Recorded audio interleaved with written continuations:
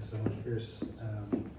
We have two very rich papers so far, and there'll be plenty to talk about. Our final speaker, our final panelist is Phoenix Riesing. She is a first-year dual MA student in history with a concentration on public history and architecture,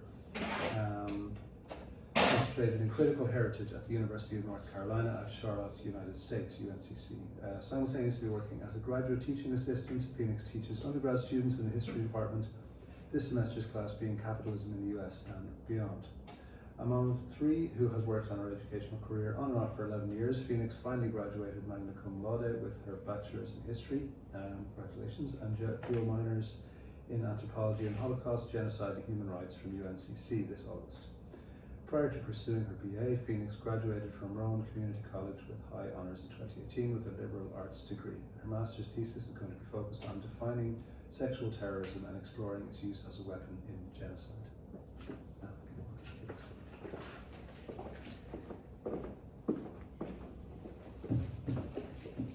Hi everyone, thank you so much for inviting me. I am very nervous. This is my first time ever presenting. But everyone's been so amazing, so I'm sure this will go well. Let me figure out how to start this.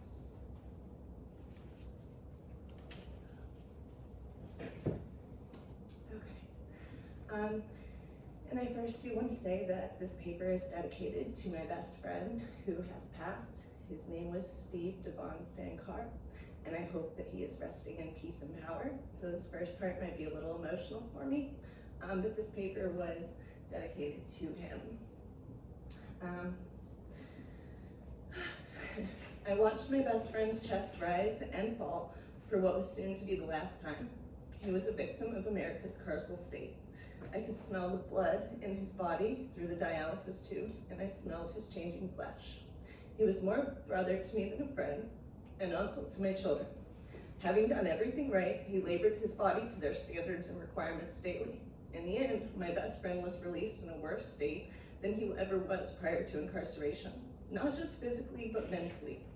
I lost my best friend October 16, 2022, after 7 days on life support in the Long Island ICU. His kidneys and heart live on in donors in the northeastern part of the United States. His smile, brilliant mind, and cherished memories live on in his children and through my dedication to fight and hopefully fix this broken system in his name. So, when addressing mass criminalization in America, two brilliant carceral historians, Elizabeth Hinton and Deanza Cook, wrote that in the shadow of emancipation, the 13th, 14th, and 15th Amendments abolished slavery. They expanded the bounds of citizenship rights and they granted Black men the right to vote. But following the demise of Reconstruction in 1877, policymakers and officials nationwide undermined the extension of formal equality to Black citizens. And instead, new criminal laws and penal systems emerged in the form of black codes and common policing at state and local events. Pierce kind of mentioned this in mentioning how lynching took a new name, so did slavery. It's in more recent years that awareness and critique has been shed on the true intentions behind the passing of the 13th, 14th, and 15th Amendments for the benefit of white America, and their impact of enabling the continuous oppression and exploitation of Black and minority communities. While it has become much more common knowledge regarding the evolution of slavery to mass incarceration from the passing of the 13th Amendment, a lot less public attention has been aimed at just how devastating the 13th and 14th and 15th Amendments were and are to these same communities through voting disenfranchisement and exactly how it benefits the state by mimicking a modernized version of the 3/5 compromise. This is a method once used for deciding representation in Congress during the slave owning period, which included assigning each slave the voting power of 3/5 of an individual who is free.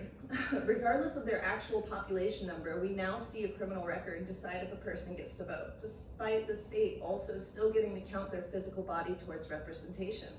So I decided to analyze North Carolina through its combined processes of mass incarceration, using forced labor and road prisons, and voting disenfranchisement through literacy and commission of felonies, which has consistently inflicted intentional harm on Black and minority communities for well over a century by forming legal loopholes to maintain slavery, to continue a modernized version of the Three-Fifths Compromise in attempts to disenfranchise the Black community, and to continue propagating a Jim Crow era throughout the state.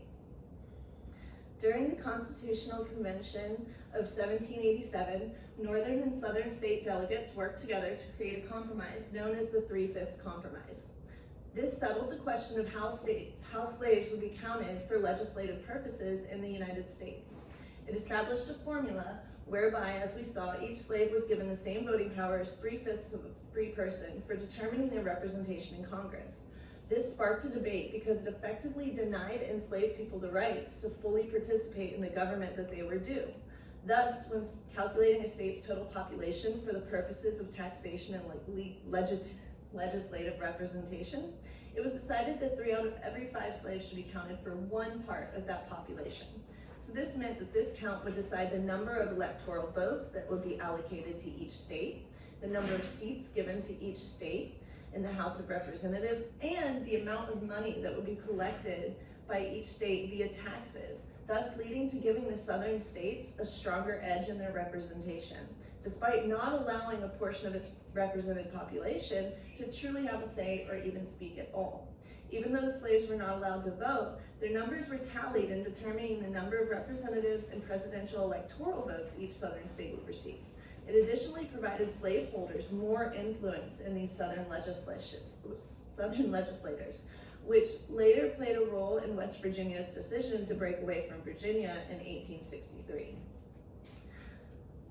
The 13th Amendment was passed at the beginning of the Reconstruction period, and it's widely considered the official end of slavery. However, that could not be further from the truth, since slavery has continued under the guise of forced labor as a punishment through the convict leasing system, as discussed by Douglas Blackman.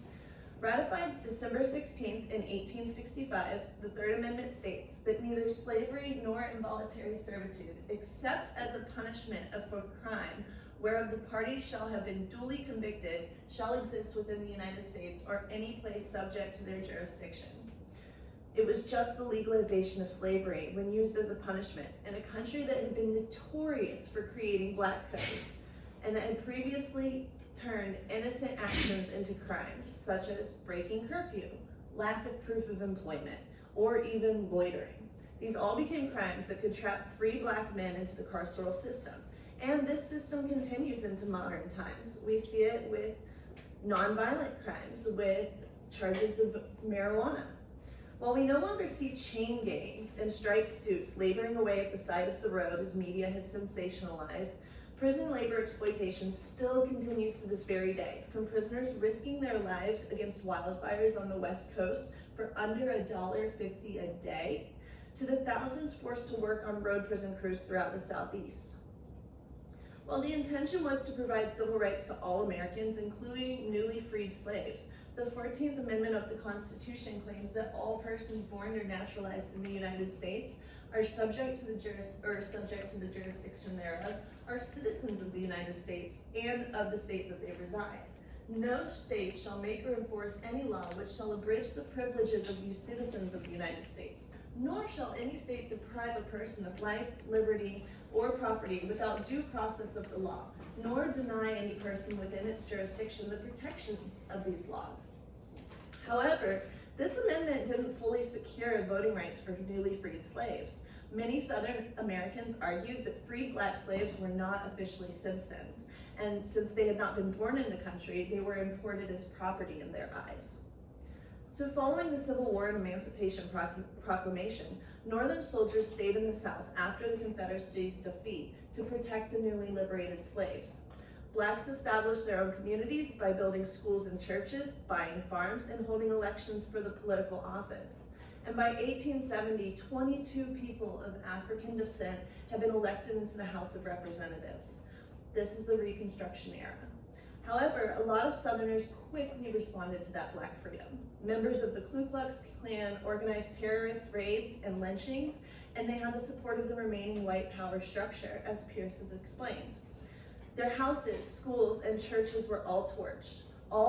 After the withdrawal of the Union forces in 1877, white supremacy was restored. In only a few short decades, this system of authority had managed to crushed Black people into the point of virtual invisibility. Black Americans were denied the right to vote. Jim Crow laws, enacted mostly in the South, served to legally enforce racial segregation. Ratified February 3rd, 1870, the 15th Amendment granted Black men the right to vote. This ended the debate, supposedly, guaranteeing them specifically the right to vote. And so while these 3 amendments to the Constitution came following the Civil War, they're often considered the largest expansion of legal rights in America. However, it was actually the foundation for the emulation of Jim Crow laws and a legalization of a new form of slavery.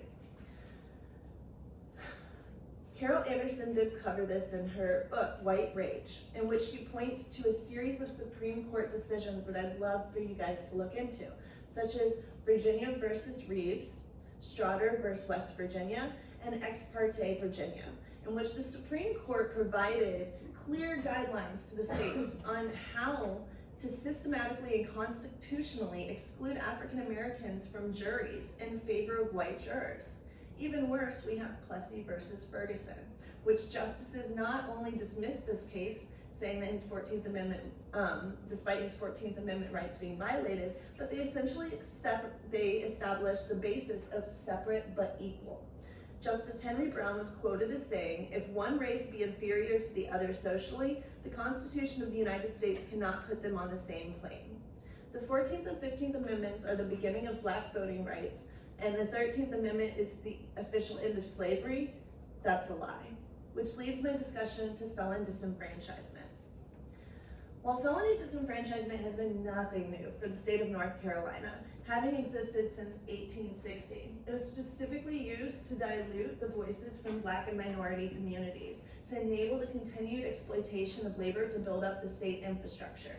In the fall of 1866, military headquarters in Charleston and Raleigh began receiving reports that in all country towns, the whipping of Negroes was being carried on extensively, with the real motive being to guard against their voting in the future, as North Carolina law had denied those who had been publicly whipped the right to vote.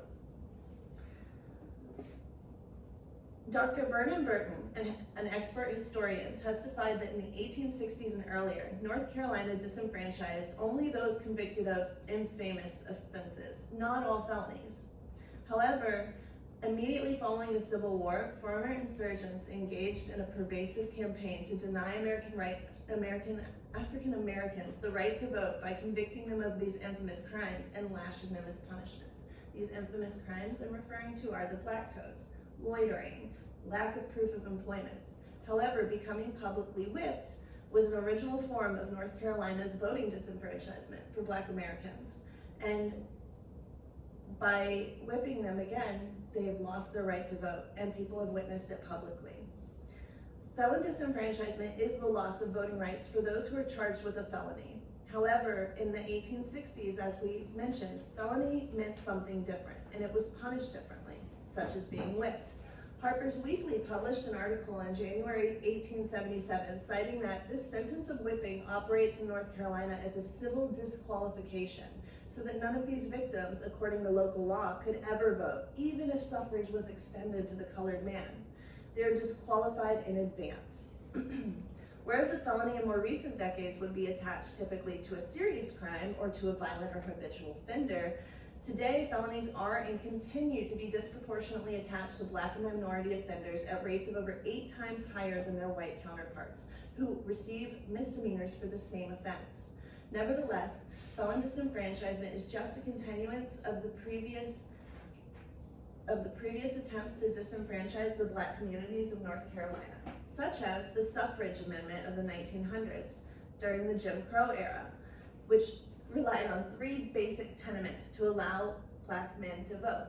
They had to pass the literacy test, they had to pay a poll tax, and they had the grandfather clause, meaning that they had to be grandfathered in, and that was also based on literacy from their parents. So I'd like to quickly review my sources really quick. We went over that, so I misplaced. As I mentioned, though, felonies are disproportionate. So some of my sources that I used was Michelle Alexander with the New Jim Crow. She specifically highlights the racial disparities and inequalities of modern policing, lawmaking, and punitive discrimination. She also does touch on the loss of voting rights for ex-inmates. I used Douglas Blackman, who wrote Slavery by Another Name, which did become a movie. It's calling convict leasing by its true name, which is slavery, and it addresses the severe brutality and cruelty that arose after the emancipation. Establishing direct evidence as well of the evolution of slavery, indentured servitude, and peonage to the mass incarceration system we know today, he was incredibly helpful for this.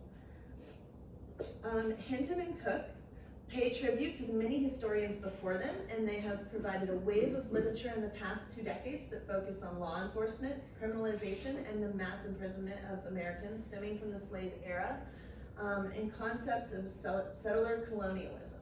Both acknowledge them all by name, and they further elevate their argument.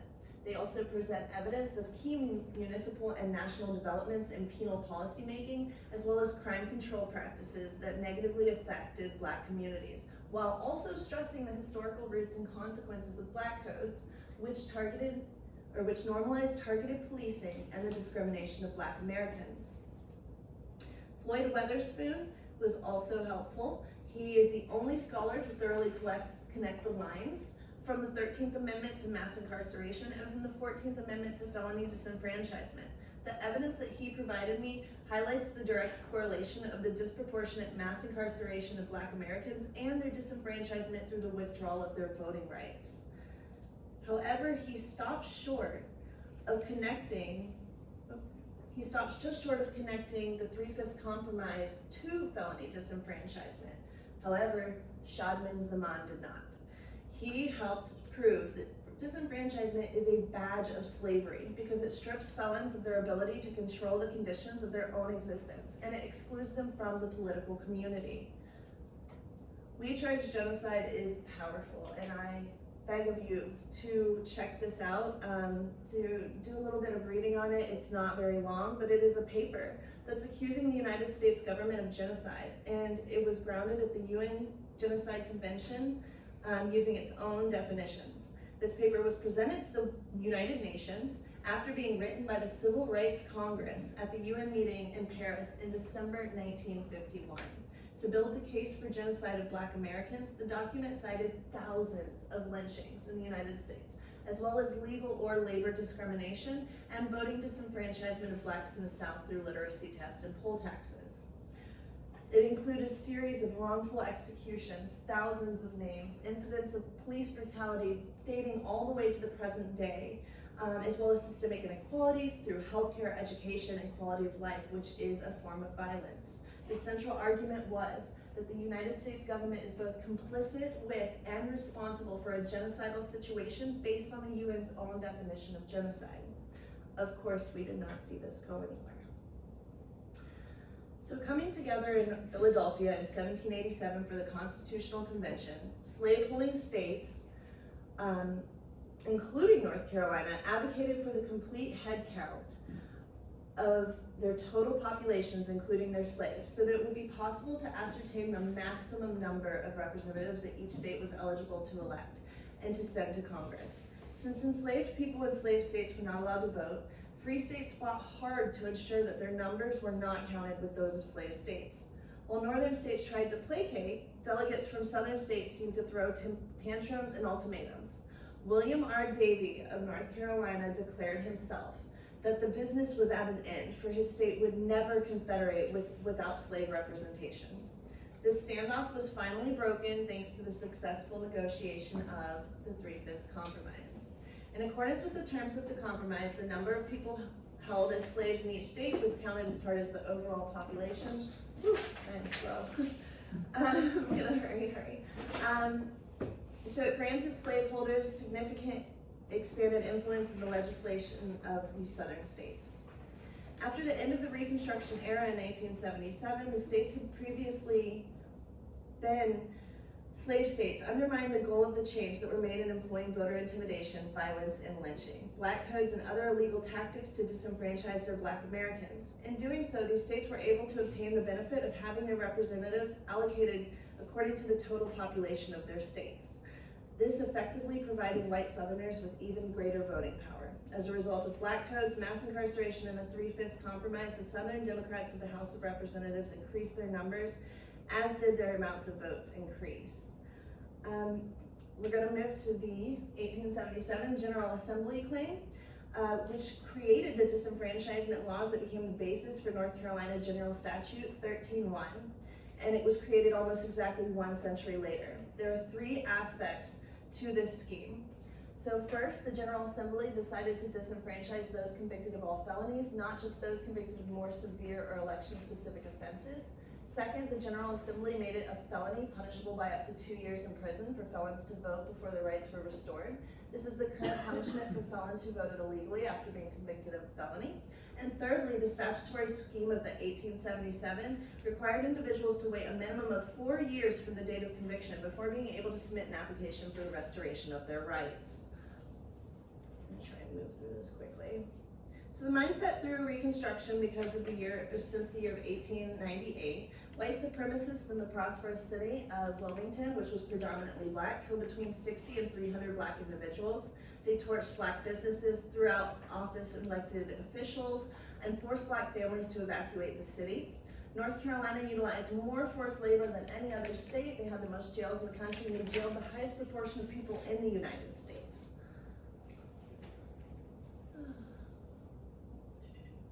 So this was achieved not only through the implementation of black codes after Reconstruction, but even more recently, as we heard with Reagan, the war on drugs, the war on property, and the war for crime prevention as seen through the 20th century. This budding justice system often used imprisonment, convict labor, and the bias of county courts to target black citizens who are also finding their place in the new society where they were free. It's imperative to note that policing, mass incarceration, forced labor, and road prison systems are still as violent and unjust and deadly as it was during the era of slavery. The targeting of black Americans has been an epidemic for almost 2 centuries. However, it's fallen short of being charged as a genocide, despite the valiant attempt to do so in 1951. Having been less than 85 years since the end of slavery, they were accused of hundreds of wrongful executions and more, as we saw when we charged genocide. As Floyd Weatherspoon pointed out, the ultimate goal of black codes was to place the slave owners and the newly freed slaves in the same position as before the Civil War, in a system of free labor and bondage. Some examples I'd already provided, such as vagrancy or curfew laws. Vagrancy was subjective and broad. Punished with a fine, but failure to pay that fine, you quickly end up in forced servitude on a plantation. Thus was the scheme. Convict leasing. In fact, North Carolina used the most jail labor to construct its highways as any state in 1960. Almost 85% of the infrastructure in North Carolina was created by convicts. 4,000 inmates were forced to labor in road prisons in North Carolina. This number was reduced to 3,500 by 1965 and to roughly 1,800 by 1970. That's when we see them start to go into paying people under $1.50 for their wages. This number was decreased by half by the end of 1971, decreased once more by 1972, and reduced to 0 by 1973. I will go ahead and sum it up really quick by saying that while felony disenfranchisement has been nothing new for the state of North Carolina, the mass incarceration of black North Carolinians have been used by the state to benefit the exploitation of forced labor to propagate state infrastructure. This, combined with over a century of voting laws aimed to disenfranchise the black community, has allowed North Carolina to further proliferate the systemic racism and inequalities set in place since the era of Jim Crow to this day, causing further harm and detriment to the black community. Since the antebellum era, North Carolina has seemed to remain at the forefront of the maximal of exploitation since the end of slavery, the transformation of chain gangs to prison road work, and the outright abolition of civil rights. In the summer of 2022, for the first time in North Carolina history, over 55,000 North Carolinians with prior felony convictions were finally able to cast a vote, regardless of parole or probation. In early 2022, the North Carolina Supreme Court ruled that denying voting rights to people serving their felony sentences outside of jail or prison violates the state constitution. However, this ruling had been immediately appealed and was taken to the Supreme Court by North Carolina House Speaker Tim Moore. Unfortunately, in the few months since I have begun this paper, the progress that North Carolina saw last summer has been halted. In a dispute involving felon voting rights, North Carolina Supreme Court issued their final judgment as of April 28, 2023. Despite the claims made by the North Carolina Supreme Court in their final decision stating that the evidence does not prove that legislators intended their reforms to Section 13.1 in the early 1970s to disadvantage African Americans, nor does it substantiate plaintiffs' other constitutional claims, they insist it is not unconstitutional for felons to pay their debt to society as a condition of participating in the electoral process. Therefore, they reversed the trial court's final decision and judgment. So just to clarify, we are in a very scary, very similar position to where the country was in the late 1800s through the 1900s. To this very day, as the statistics showed, North Carolina is where Black individuals make up 21% of the voting age population, 42% of those disenfranchised while on probation, parole, and post-release monitoring are Black. In 44 counties, the rate of disenfranchisement for African Americans is now more than 3 times the white population. Disenfranchisement dilutes the voting power of minority populations, not only by reducing the number of people who may vote, but also by indirectly preventing members of the community who are eligible to vote from engaging in the political process. This has been demonstrated to be the case by social scientists in a way that is both clear and conducive. Thus, we see the continued restructuring of districts, continued targeting policing of Black communities, continued mass incarceration, and continued pushes for felony disenfranchisement.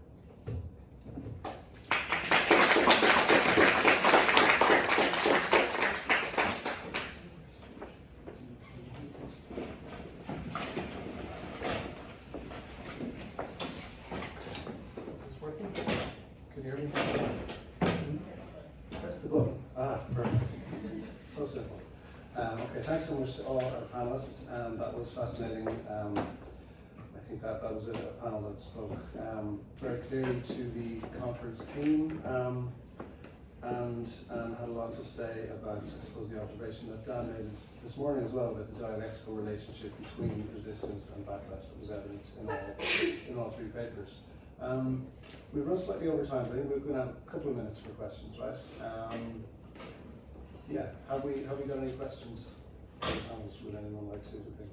Julie? Thanks to all 3 of you for some really informative papers. A question for Pierce. Pierce, is it just about the proposals for the anti-lynching legislation, the earlier proposals in the late 19th and early 20th centuries, including things like you mentioned, I think, sanctions, fines for communities, and penalties for apathetic law enforcement. The legislation that Joe Biden signed recently, what's the substance? I know it's largely symbolic, but what is the substance of that legislation? I think it's nothing like that, like those original bills. It's just I think it literally just declares lynching to be a hate crime. I think that's pretty much the substance of it. So it's very just largely symbolic. Sure. Thanks. Yeah, I have one question for Pierce and one for Phoenix. I'm just wondering, Pierce, if you can say more about this African Americans who opposed the anti-lynching legislation, what their stated rationale was, whether it was states' rights, and then I'll just say Phoenix that you spoke about the kind of current efforts to reverse, stripping voting rights from felons, and I just know in Florida there was a referendum that actually passed, that would have restored voting rights to ex-felons, but then the state government found a way around it. But it seems like it's very important to the right to restrict these voting rights to stay in power, but it seems also unpopular. The same state that elected DeSantis in a landslide was, saw this as basically unfair. So I wonder if you could comment on that, the difference between this, what's actually happening, and what, if you ask the majority of people what they wanted, what they would do. But anyway, sorry. It's, whenever I came into it, this was kind of one of the things that really surprised me. But just endlessly fascinating. Basically, a lot of the opposition sort of stems from these kind of ideological divisions. So I mentioned, you know, the Booker T. Washington school of thought, accommodationism. Let's just play nice and good things will come our way. And so the main figures that we see opposed to anti-lynching legislation. So the guy Arthur Mitchell, he was literally, I think, a clerk for Booker T. Washington. Roscoe Simmons, who was the editor of the Chicago Defender, one of the most influential black newspapers, he was his nephew. So it's these old kind of tribal battles are still being fought over the anti-lynching issue. And then just more broadly, there's kind of a lot of suspicion from some corners about the NAACP and that it's an interracial group, and a lot of accusations that basically, aside from the secretary, James Weldon Johnson, and then Walter Francis White, all the other leading members are white, and so there's a lot of accusations that, you know, you're sold out and things like this. So it's a lot of kind of interesting dynamics, but that kind of suspicion of working with, you know, white friends, and then those kind of old tribal grudges. So there is absolutely a very big difference between what a majority of the actual people want and then what we see the government on the right doing. And I think the issue is that because this disenfranchisement has been in place for so long, the people that do want the change have already been disenfranchised and diluted. So when the bill comes onto ballot, the people that want it typically have already lost their right to vote. And there comes into the place, which I didn't touch on, is gerrymandering and the drawing of district maps, which is something America right now is really struggling with. I know Florida is redrawing, North Carolina and Virginia are redrawing. Georgia just got theirs overturned because they were saying that it was too racially segregated.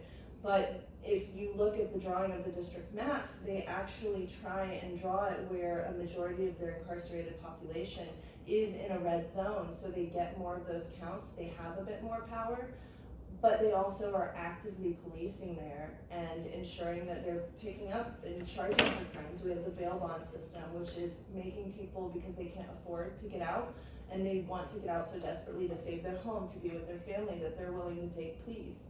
These pleas end up convicting them. So it's just really this awful catch-22 in which really the people that want the change have already been disenfranchised. Maybe one more question from Steve.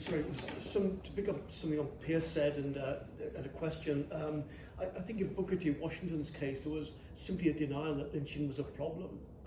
In Up From Slavery in 1901, he states, and this was a problem 30 years ago, but no such organisations exist anymore to organise lynchings. I think that was part of the accommodationism that you mentioned.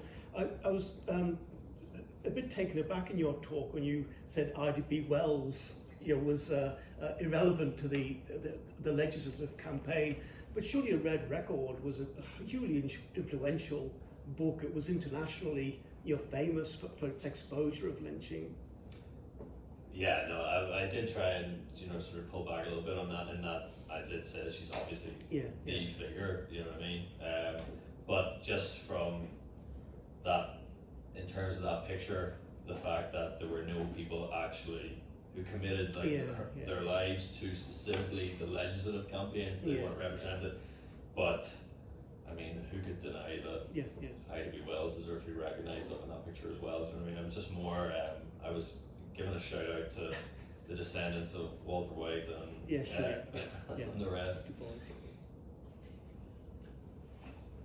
One last very quick question, if I can ask you to keep it. Have there been any federal court cases on felony disenfranchisement? Yes, actually. Yes, there was a felony disenfranchisement case. I want to say that was back in the 1900s. North Carolina actually beat them to it, and the federal government ended up replicating a very similar law towards what North Carolina had already created, except there was no public whipping in it. That's actually what solidified all states supporting felony disenfranchisement. And right now we see certain states trying to overturn it, but not many. And it's pretty much across the nation. Felons are just disenfranchised. Okay, I hope we can pick up some of these threads in the next panels, but I'm very mindful of time. I know the next panel is due to start now, but I imagine we'll take a few minutes to give everyone a chance to. We're just gonna have like a 5-minute break just to prepare everything, so. Okay, well, that's the next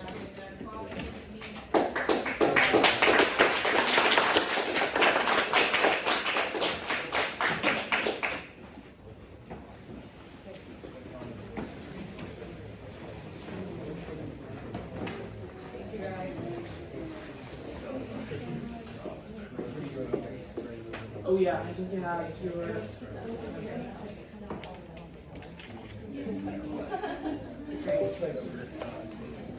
Thank you.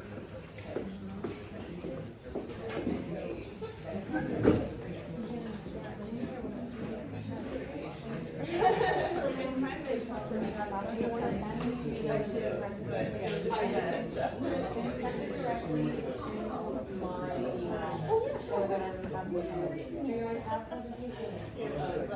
Oh, I just go off one. You know my phone. So getting a team. Can we try and, Yeah. we just try and CHI. G at TCE.com. At TCE. At TCE. Yeah, perfect.